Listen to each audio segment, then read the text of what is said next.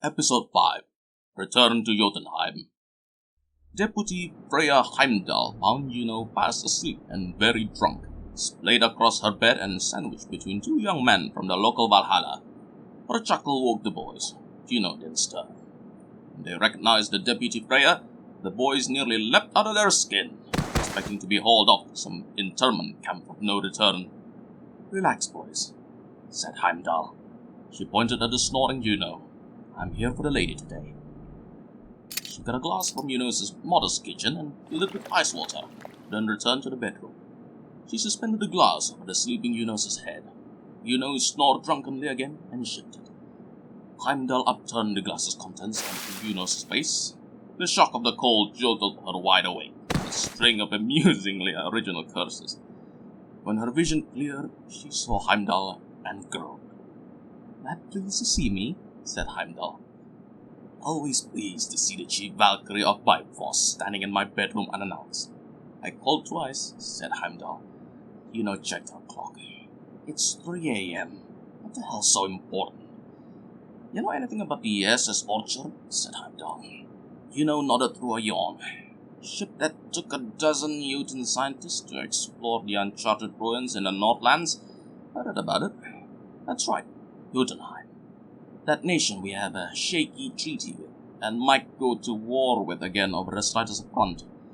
When next Juno looked at Heimdall, the Deputy Freya's face was grim, like a statue in a mausoleum. Juno's blood chilled instantly. Heimdall folded her arms and said, "The SS Orchard went down last night, and according to my intel, we sunk it." The meeting was tense, to say the least. Jotun Defense Secretary Addon and Jotun Ambassador Heidrek were all nerves, their eyes baggy from lack of sleep. Heimdall had agreed to play ambassador to Midgard, dragging Juno along under one of her usual bullshit orders that boiled down to "because I said so." They had traveled to a small harbor town on the west coast of Jotunheim to hold the meeting as far from the public eye as possible. After the initial forced formalities and heated arguments, Heimdall silenced everyone by dropping a heavy file folder onto the table with a resounding thud. The reports show that the SS Orchard was sunk by a Midgard naval cruiser armed with a Frostguard railgun big enough to blow a ship in half. Forbidden Einherjar tech is not standard ordnance in any New World's nation's armed forces, least of all Midgard's. Addon dusted his glasses with shaky hands. "You'll have a hell of a time convincing His Excellency of that, especially after the Jotun drone attack on your capital last year." "I thought we cleared that matter up," said Juno.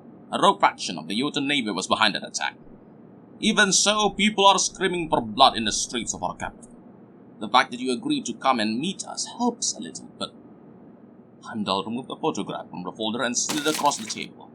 It depicted a New World naval cruiser, a futuristic paddle boat that somehow combined the imagery of a battleship and a tank. Eyewitness accounts from the few survivors say this was the type of ship that attacked the Orchard, a light sentinel cruiser used for coastal patrols. They said it was bearing the emblem of Midgard from bow to stern and manned by Midgard sailors. "That sounds about right," said the ambassador. Heimdall brought out another photograph. "This is the same class of ship from the Midgard Navy. The first photo shows a Jotun sentinel. They're one of the most distinct-looking ships in the New World, and one of the survivors, first mate of the Orchard, a seasoned sailor, recognized it despite all of its Midgard trappings. The water threads are the dead giveaway. Midgard ships have 2 segmented sets, not 1. Addon's eyes narrowed. He took the first photograph in his shaky hands. What are you saying here?" "The Orchard was sunk by your own people," said Juno. Both the ambassador and the defense secretary wiped their sweaty brows. Addon tossed the photo back at Heimdall. "A few eyewitness accounts is hardly enough evidence to warrant such a claim." Heimdall shrugged. "So we find the ship itself." Borg the Ree burst into the med hall with his face red and bloated. The ruckus suddenly stopped, and everyone turned to stare at the aged sailor in shock. Behind him was a towering Midgard woman in a thick green coat. None of the med hall patrons knew her. Borg found the men he was looking for at their usual table in the back corner. The Hreitmar brothers, ogres among Jotun men with their stupid grins leering in his direction. a teenage Jotun girl on each arm. Borg stormed across the med hall and towered over their table. "Dragon," he said, demanding. Otto Hreitmar sipped his med and didn't answer one way or another. His older brother Regan nodded to one of the back rooms beyond the red curtain. Borg stormed through the curtain, nearly tearing it off its rod. The Midgard woman followed calmly, her eyes afire. Regan and Otto looked at each other, then got up to follow him back, spilling their giggly escorts onto the floor. The younger brothers continued drinking and flirting. Fafnir the dragon was at his private table, regaling a handsome blonde with one of his war tales. He was a barrel of a man, stout like a dwarf but big as a giant, his head sleek and bold, his body covered in black tattoos. He saw Borg approaching and laughed. "Come to celebrate," said Fafnir, shortly before Borg kicked him out of his chair with a haymaker punch. Otto and Regan were on the governor before their brother hit the ground, pinning him to the wall and slugging him twice in the stomach. Fafnir wiped the blood from his lip and stood over the gasping Borg. He glanced at Borg's female friend. The redhead simply glared at him with small icy eyes, one blinded from a bayonet scar. She was quite handsome. Despite her disfigurement, Fafnir wouldn't have minded giving her a tumbler any more than he would the younger woman who now sat slack-jawed at his table. Fafnir said nothing. He gestured for his date to take off. She didn't have to be asked twice. Fafnir poured the governor a drink and shoved the glass into his hand. "In perfect Midgardian," he said to the woman, "Major Bowie, our humble hall is honored by your lovely presence." "You sunk the orchard," she growled in reply. Fafnir nodded to the reeve. "That's what he's all bent out of shape about? I would be too, if my friends were a bunch of careless meatheads. A torpedo would have been more than sufficient, but you just had to show off your new hardware." Fafnir grinned and exposed several golden teeth. "You came to us, lady. We got plenty of clients, and most of them don't bitch and moan when we come through for them. You wanted the Midgard-Jotun treaty broken? Borg didn't want outsiders snooping around his ruins." He glanced coldly at Borg. "You're both welcome, by the way." Bowie poured herself a drink and slammed it like a pro. Fafnir's blood was heating up watching her. "The treaty ain't broken yet," she said. "You should have killed the survivors. Plenty of Jotuns already testified to your Midgard sentinels stalking in the shores." Fafnir shrugged. "Figured the cold would have finished them off." "Well, it didn't. And now the Deputy Freya of Bifrost is having a meeting with the Defense Secretary in Ilsa as we speak. They probably know about the imposter ship. They damn sure know about your fancy railgun. I hired you. I shouldn't be cleaning up your messes for you." "What do you mean by that?" said Borg weakly. Bowie looked down at him like he was a tenacious cockroach. "I mean the Bifrost DF is gonna die on Jotun soil in retaliation for sinking the orchard. Then everyone will be too busy blowing each other up to think about anything else." Fafnir slammed another shot. "Failing that, you could always use Borg's precious ruins to kickstart the war." Borg looked a shade green. Bowie folded her arms and scoffed. "Nobody can access the facility anymore. Only way in is with the access codes that were lost with the rest of the old world." Nonchalantly, Fafnir drew a small and very aged classified file folder from under his seat and dropped it onto the table. It bore the name of the facility in badly faded ink. He leaned back and watched his cohorts with relish as he said, "I got in just fine last week.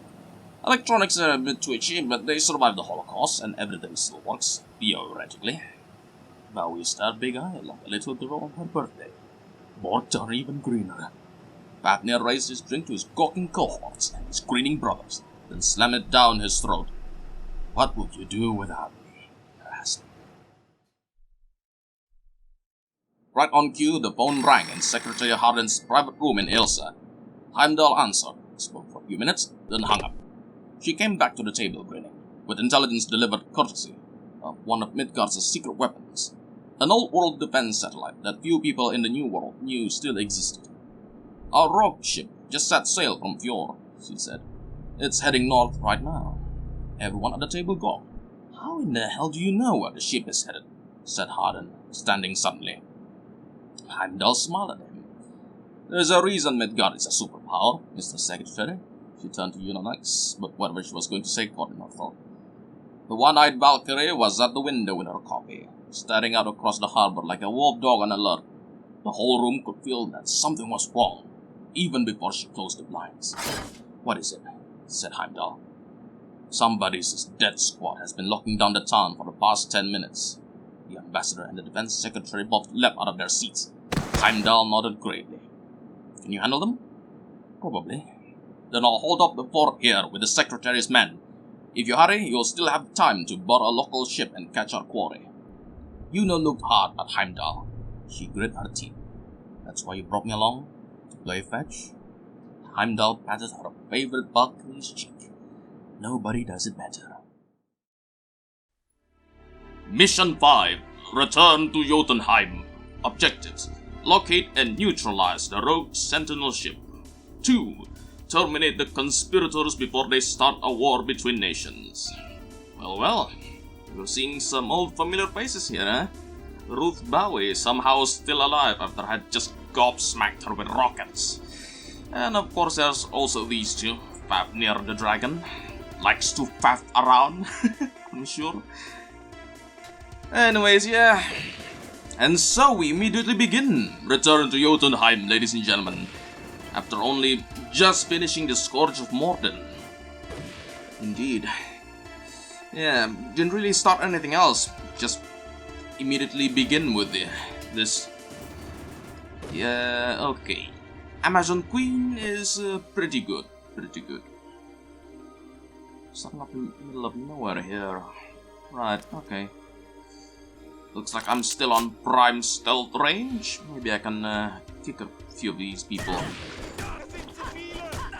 Well, that didn't go so well.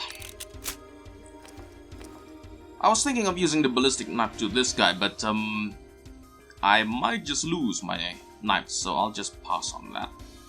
Same thing with the guy here. Not exactly in the mood to shoot my knife all the way through the sea. Maybe I can go this way and see if I can... I think you're a civvy, so I should be good. Yeah, okay, just stay there. Don't do anything. Don't try to pull anything out of your shenanigans, and we'll be fine. Okay. Time to go full guns blazing. Now the cat's out of the bag. The dogs are out on the docks. There we go. Very good, very good. Don't forget to save. Thank you. There we go. Einherjar. Hello there. Hope you don't mind me just wreaking havoc on your docks.